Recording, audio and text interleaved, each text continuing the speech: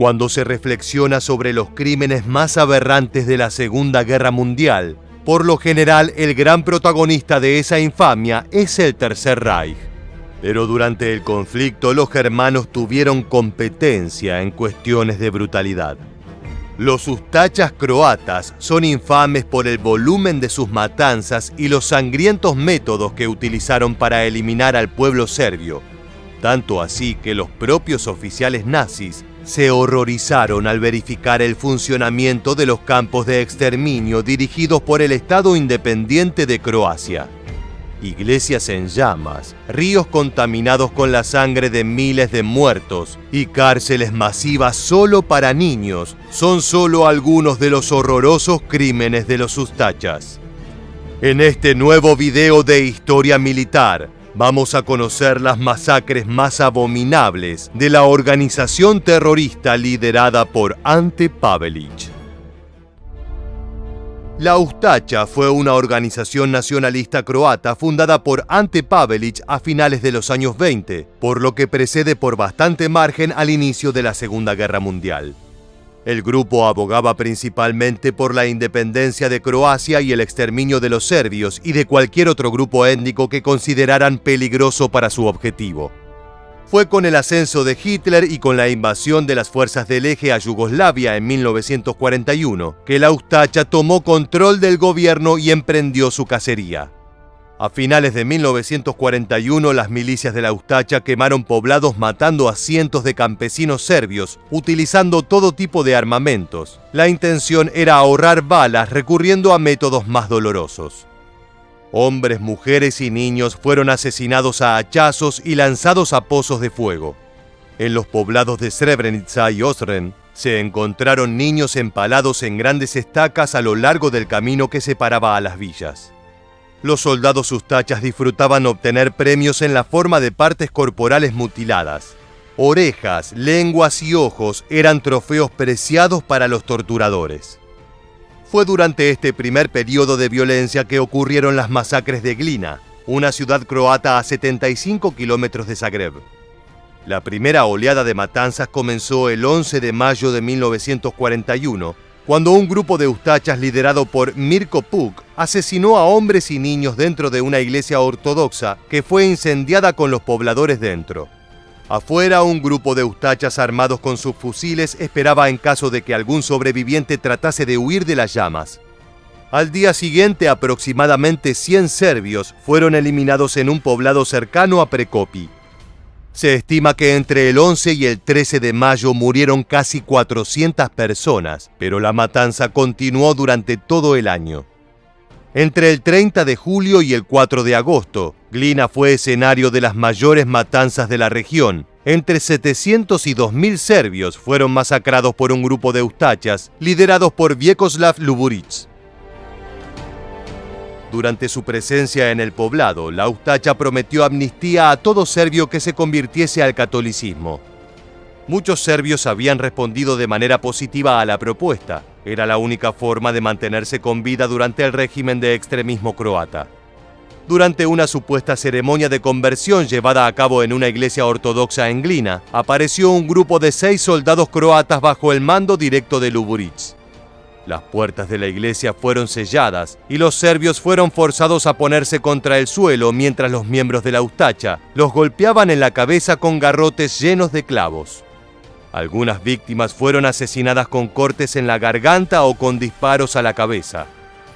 Entre tanta sangre hubo un sobreviviente, Ljubo Jednak, quien logró escapar fingiendo su muerte.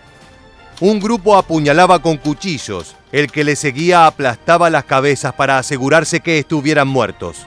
En cuestión de segundos estábamos en un mar de sangre, gritos, lamentos y cuerpos por todos lados, recordó Jednak sobre lo ocurrido en la iglesia. Luego de la brutal faena, los cadáveres fueron transportados a fosas de entierro, donde se los abandonó el tiempo suficiente para que Jednak pudiese escapar. Se estima que en total 2.400 personas fueron asesinadas en las masacres de Glina. En 1969 se erigió un monumento y un museo para mantener viva la memoria de los horrores vividos durante la Segunda Guerra Mundial.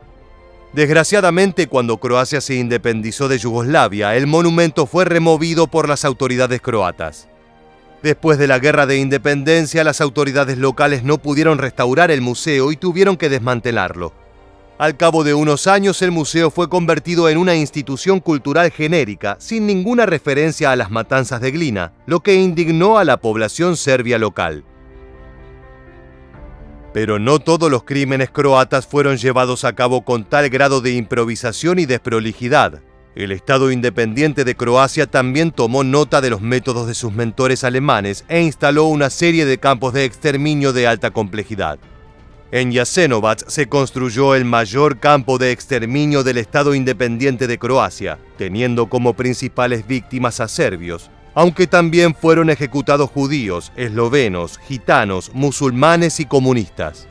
Jasenovac estaba compuesto por 5 subcampos repartidos en 240 kilómetros cuadrados a orillas del río Sava, por lo que estaba entre los 10 campos de exterminio más grandes de Europa, lo que da un parámetro de la brutalidad ustacha.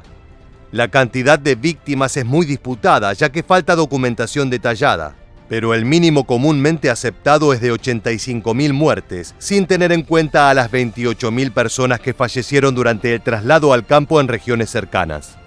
Otras fuentes afirman que la cifra total asciende a 700.000 víctimas, por lo que Jasenovac sería el tercer campo de exterminio con más muertes durante la Segunda Guerra Mundial, en un país exponencialmente más pequeño que Alemania y Polonia. Los nuevos prisioneros llegaban en tren y eran recibidos a golpes, luego se los despojaba de sus objetos de valor y se les asignaba un trabajo. Aquellos no considerados adecuados para convertirse en mano de obra esclava eran conducidos a orillas del río Sava, donde eran asesinados. La crueldad de los asesinatos cometidos en Jasenovac fue enorme, sobre todo a finales de 1942, cuando unos 10.000 campesinos serbios fueron deportados al campo y se los eliminó mediante una competencia entre guardias. El que matase a más serbios usando un cuchillo se ganaría un reloj de oro, un cerdo asado y vino. Croacia tiene el horroroso honor de haber sido el único aliado del Eje que construyó campos de concentración específicos para alojar niños. Algunos de los más grandes fueron los de Sisak, Jakovo y Jastrebarsko, donde los infantes eran retenidos y frecuentemente asesinados. Sisak estaba dividido en 2 partes, Sisak 1 y 2. El primero era destinado al trabajo forzado de adultos y era controlado por alemanes. El segundo estaba destinado al aprisionamiento de niños serbios, judíos y romaníes y era controlado por ustachas. Allí murieron cerca de 1.600 infantes, principalmente a causa de desnutrición y enfermedades como el tifus. Sisak II cerró en 1945 y los pocos sobrevivientes fueron enviados al campo de exterminio de Jasenovac, donde la mayoría perdió la vida antes del fin de la guerra. Otro de los puntos de exterminio más populares fue el de Garavice, ubicado cerca de Bihać, al noroeste de Bosnia y Herzegovina. Este sitio no era ni tan complejo ni tan grande como los campos de exterminio alemanes, pero era utilizado como punto común para reunir y asesinar en un mismo lugar a los serbios de toda la región. Allí fueron eliminados entre 12.000 y 15.000 serbios tan solo en 1941. Los cadáveres fueron arrojados a fosas comunes o a ríos cercanos de Klokot y Una, y fue tal la cantidad de sangre que ésta terminó contaminando el suministro de agua local. Estos son solo algunos de los crímenes cometidos por el grupo terrorista.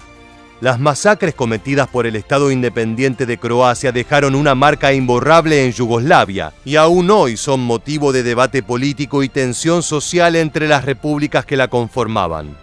Las estatuas conmemorativas y los museos contrastan con banderas y pintadas que siguen reivindicando la infame U de Ante Pavelić.